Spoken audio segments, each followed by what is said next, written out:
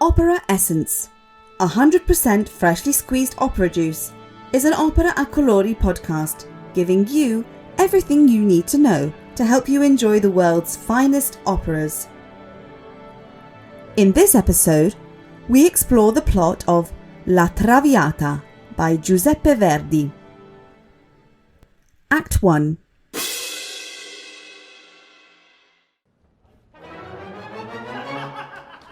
In the heart of Paris, the elite members of society of the French capital are attending a grand party hosted by Violetta Valéry. The lady of the house is well known amongst the Parisian nobility and upper classes.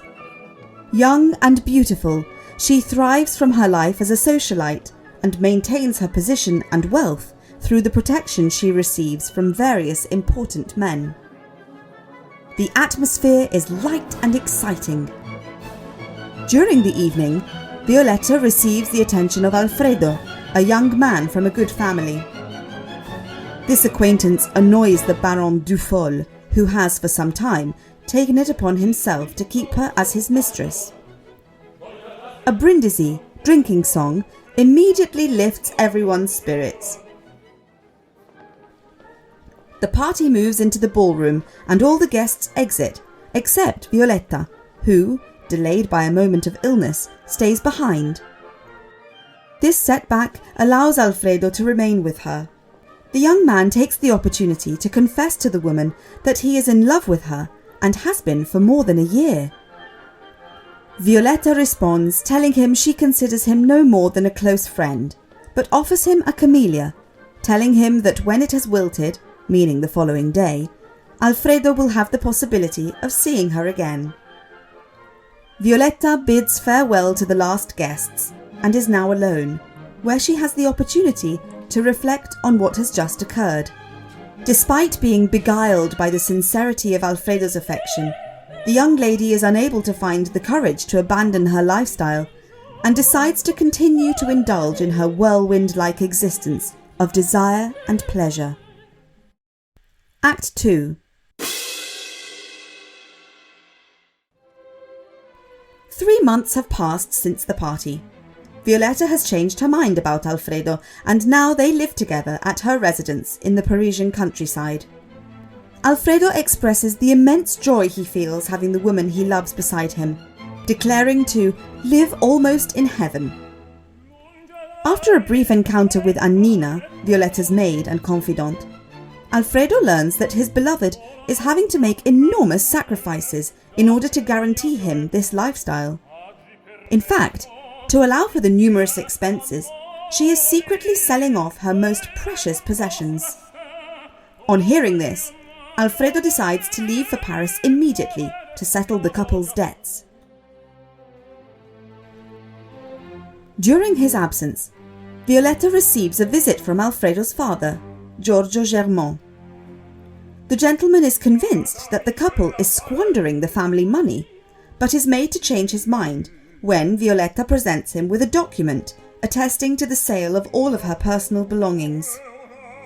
Germont admires the woman's generosity, but is unable still to approve of the union which goes against the conventions of high society. The reputation of the whole family is put under serious scrutiny, so much so that his daughter's wedding is to be called off because of the scandal. It is for these reasons that he calls on Violetta to leave his son. Violetta attempts to reject this request, telling him, amongst other things, of being gravely ill, but in the end is convinced to end the relationship, and on the father's exit, writes a letter to Alfredo to communicate her decision. On his return from Paris, after a fleeting conversation with Violetta in which she declares her love for him with the phrase, "Love me, Alfredo, as much as I love you," he unhappily discovers her intentions without knowing the motive. His father joins him in the villa and begs him to forget his life with Violetta and return to the family in Provence. But he doesn't listen and decides to flee to the house of a friend, Flora, who incidentally is to host a party for the same evening where Violetta has accepted an invitation to attend, accompanied by her former lover, the Baron Dufolle.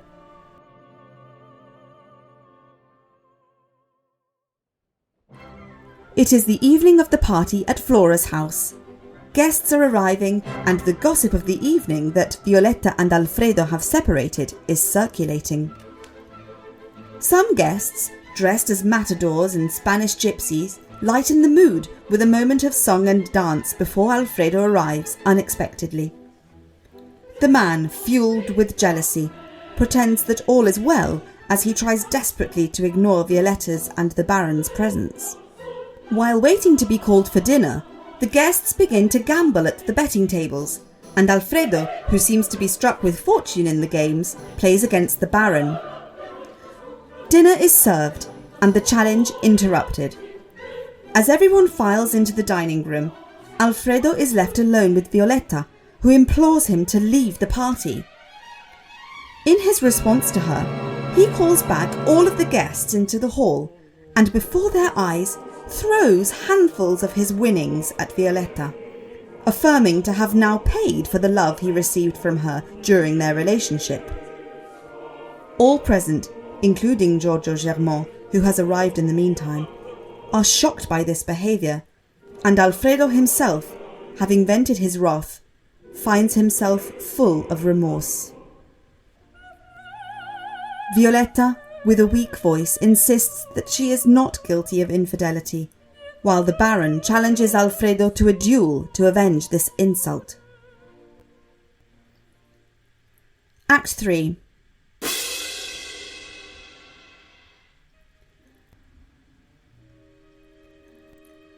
A great deal of time has passed since the last time Violetta and Alfredo saw each other at Flora's house, and the situation is now much altered.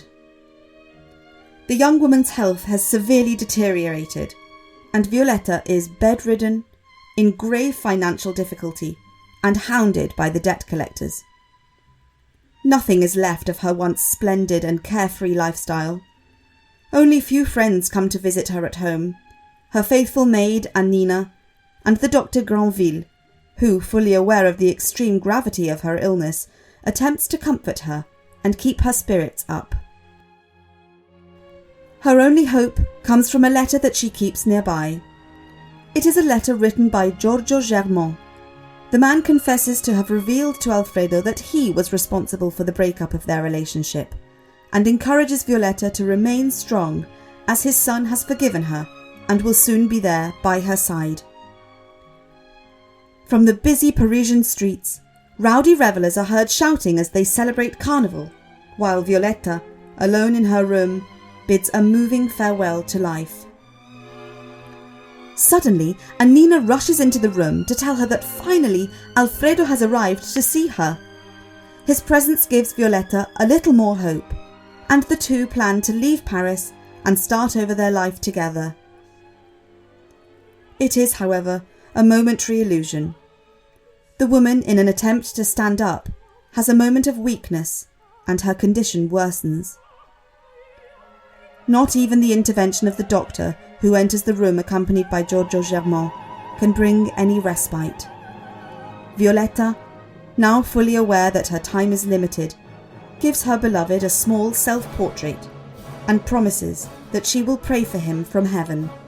At that moment, overcome by her condition, she collapses, lifeless in Alfredo's arms as the others look on.